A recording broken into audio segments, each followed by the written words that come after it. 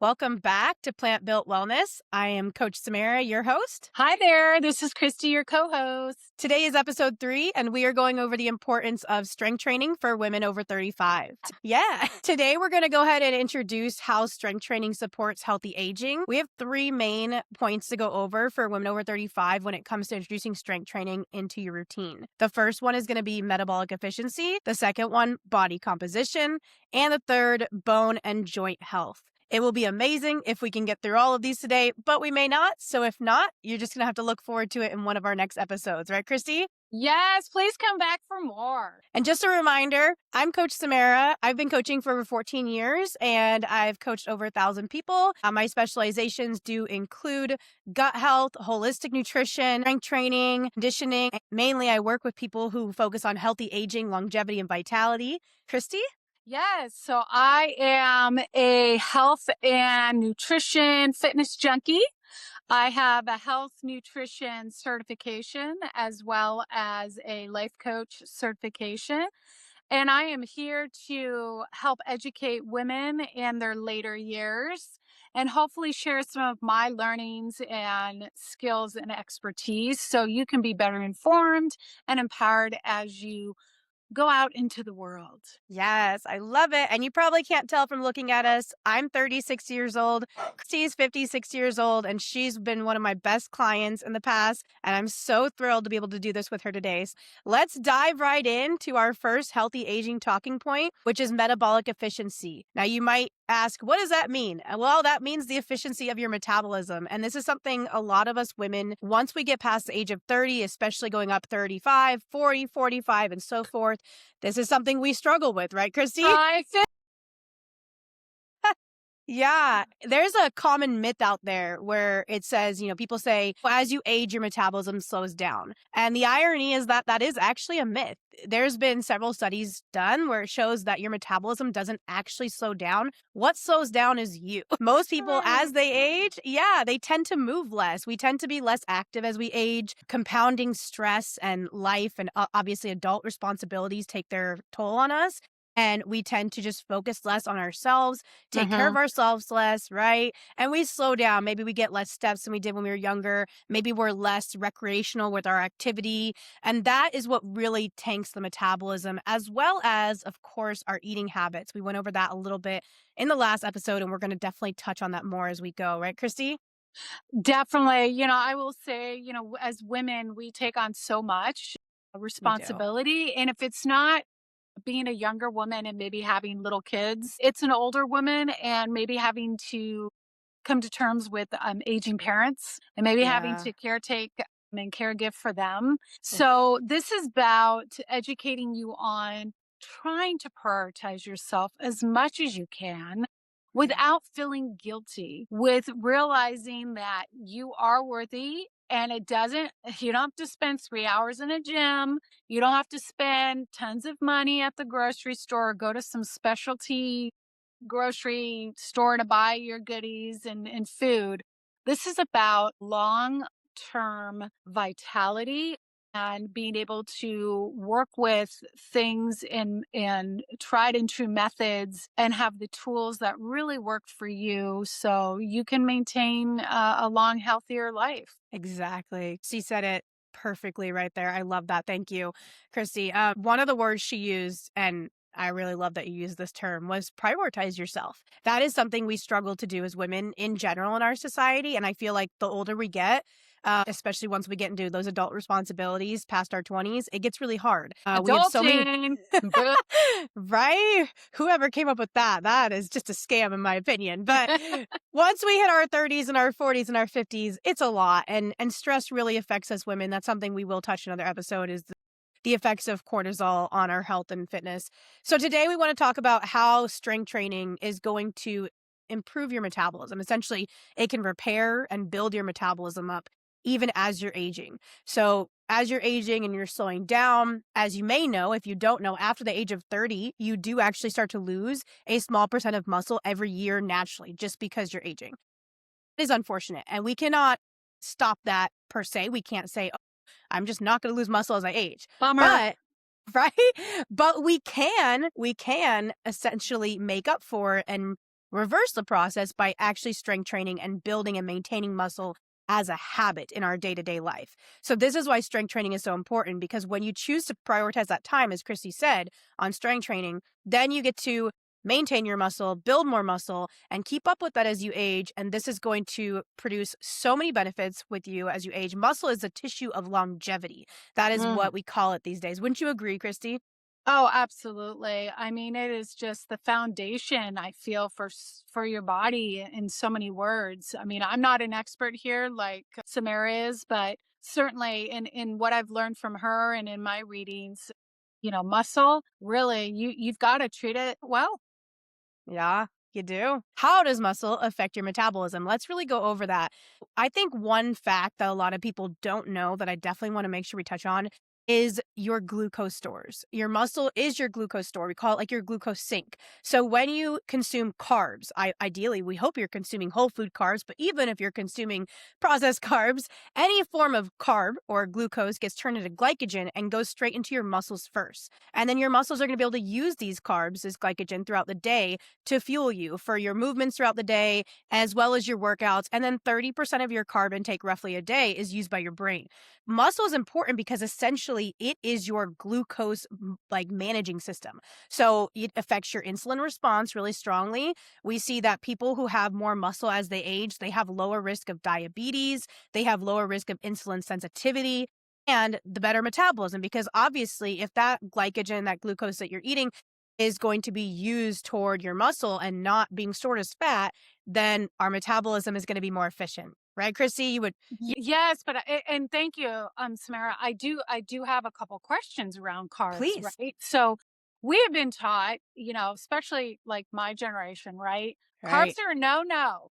I grew up where carbs are no, lower your carbs, all of this. So, can you explain like the health benefits of a good carb, right? So you kind of touched upon there's processed carbs, Right. there's whole food carbs. And then also second question is can you share why it's important to have some form of glucose before you strength train? Oh, Can I you love touch that. upon yeah, can you touch upon first those 2 things? So first the carb question and then the glucose. Thank you. Will do, Christy. I love Christy asks the best questions. When I was coaching Christy and she was my client, that was one of my favorite things about her. Is she really wants to learn. She wants to absorb as much information as possible. She asks the best questions. So thank you so much, Christy. I love it. So let's talk about your first question. Okay, so why are carbs important? What are the benefits of carbs? Right, that's essentially what you're asking there. So Yes. and you're talking specifically why we shouldn't avoid carbs like we've been told to, right? And Yes. that is a terrible trend that I really hope dies soon. A myth. I feel like it's on the way out the door, but I Yeah. don't know. You know, trends keep coming back around. It's like fashion, Ebbs and right? flows, right. Honestly, if I can say one thing to all you ladies out there, amazing, amazing women, one just logical method to have in your head when you're thinking about nutrition, please don't ever avoid any one nutrient, macro or micronutrient. That just it's not logical. That's not how your body works. Eat carbs or drastically reduce your carbs. It does not make sense biologically. And let's talk about why. Can I ask you another question? Sorry. See, full I of love questions. So for our audience, Okay. because some of our audience, like they're very educated on these topics and some are just True. learning, right? True. So what's a macro and what's a micronutrient? Oh goodness. Now I've got a third question in the mix. Oh boy. This is this is why I love talking to Christy, but this is how our talks end up being so long. You know what? That's okay. We'll come back. We'll come back and, We'll and come back. explain Yeah. more. All right. So let's go ahead and talk about that real quick. I'll jump from the carbs to the macros real quick. Christy asked a great question. I would hope that most people today know what their macros are or what macros are. But you're right. I actually have had many clients ask me, what on earth are you talking about when you say the word macros? So it's so important that you know that. And, let's talk about macros and micronutrients because those are two types of nutrients you can put in your body. So you can put micronutrients in your body and you can put macronutrients in your body. And they do kind of go hand in hand because foods have both, right? But there is a distinction when you're tracking your food. Micronutrients are things like vitamins, minerals, electrolytes, antioxidants. These are things that by themselves, they do not have a lot of calories attached to them. So think of taking a multivitamin, that's micronutrients. There's maybe what, 10 calories in that multivitamin? It's not going to make up a significant portion of your calorie intake for the day by itself. Now, of course, if you get those things in food, then yeah, that food's going to have macronutrients, which is what makes up your calories. So the definition of macronutrients are nutrients that we need in large amounts every day that essentially make up our total calorie intake. So there's 3 types of macros, as Christy was asking, which would be protein, carbs, and fat. Each of these macros has an important role to play in your body, which is why I was just saying logically it doesn't make sense to cut them out or drastically reduce one, like the whole cut carbs or lower your carbs as low as possible. That makes sense Lower your because fat. Lower your fat. Christy loves Guilty to, as yeah. charged. I honestly do eat a little bit of a lower fat diet. I make sure I have enough for my hormones, but there's actually logic to that. So There's that's a another whole episode. That's another, exactly. Sorry to cut you off, but that's right. We need to go have an episode on that because you know what? we There's a will. lot of myths. There's a lot of myths out Especially there. right now with the new dietary guidelines, we need to talk about fat at some point. Yeah. Yes. Okay, so back to carbs. It is a macronutrient and it is a vital macronutrient. All micronutrients and macronutrients are vital. So we do need them, and macronutrients, we need a large portion because it's what makes up our calorie intake. When it comes to carbs, back to carbs, let's never cut carbs drastically or reduce them drastically or cut them out because your carbs are your body's main fuel source. So circling back to Chrissy's first question, why should we not avoid carbs? Why are they important? Your body biologically has a rhyme and reason to everything it does, right? So every single thing that our body does, it's been ingrained in our evolution instinct for, however long we've been on this earth, right? That is why we cannot completely change our body. I hate this new term these days, biohacking. We can get into that topic later, but I haven't heard that. Boy, we're going to add that. Look, I'm taking notes. Episode I know 100 and no, I'm kidding. Yeah, eventually we'll touch on that. Anyways, you cannot change your biology, my friends. Let's just put it that way. You cannot change how your body is designed to run. That would be like saying, I'm going to take my car and instead of putting gasoline in it, I'm going to put water in it. Now, if your car was designed to run on water, sure, it would work. But if your car is designed to run on water and run on gasoline and you put water in it, not going to work, right? So that is essentially what you're doing when you're saying, I'm going to not eat carbs, I'm going to eat something else. Your body is designed to run on carbs. So carbs go into your body, and ideally, we want those whole food carbs because they don't just come with the glucose that Christy was talking about. They come with the fiber. They come with the micronutrients. They come with water. They have water in them. They're hydrating. So whole food carbs coming from whole food plants, grains, beans, fruits, vegetables, all of those things are whole food carbs. So when we eat those carbs, the body has a process where it takes glucose, which is the sugar in the carb, and it breaks it down and turns it into glycogen, which is now your body's readily available fuel source. This is what I was talking about that is stored in your muscle. Glycogen has a couple functions in your body. The most important function, it is your muscle's only fuel source. So during like a strength training session, your body cannot, during an anaerobic workout, cannot utilize fat for fuel. If you were doing cardio, yes, your body could utilize fat for fuel, your stored fat. But when you're doing strength training, no, it cannot utilize fat for fuel. It needs glycogen already stored in the muscle from food that you've eaten recently. This is why you should never strength train fasted. All right. So that glycogen is used by your muscle. If you have no glycogen, answering Chrissy's third question, I lost track at this point. No, you're right on. You're right on. If you have no glycogen in your muscle, let's say you do strength train fasted, you are most likely going to burn existing muscle because once there's no glycogen for your body to pull from inside your muscle stores of glycogen, then your body's like, oh, well, the next closest thing I can do is break down existing muscle. So it kind of makes your strength training session counterintuitive. You're trying to build muscle by burning muscle. We don't want that. Carbs are so important. This is your body's designed fuel source, what your body was programmed and designed evolutionary wise to fuel itself through the day, not only your muscles, also your daily activities, but like I mentioned, about 30% of your carb intake a day actually fuels your brain. And ladies, we need our brains to work. And there's actually a lot of studies now linking low carb diets like keto and Atkins to higher rates of dementia and Alzheimer's. As we age, that's something we should really pay attention to. So circling this all back. Oh, finish. I have another question. Keep going. Sorry. Keep going. Circling this all back to the importance of this topic, which is metabolic efficiency. The importance of strength training is we build muscle. Muscle is then going to burn more calories at rest. When you're not doing anything, your muscle burns more calories. Muscle is expensive. It is a high energy tissue in your body. It actually takes a lot of calories to maintain it. It takes movement, it takes building it right, it takes working it, and then it takes calories to feed it. Ladies over 35, and especially once you start losing that muscle from aging, you really need to strength train so that you maintain, you build the muscle.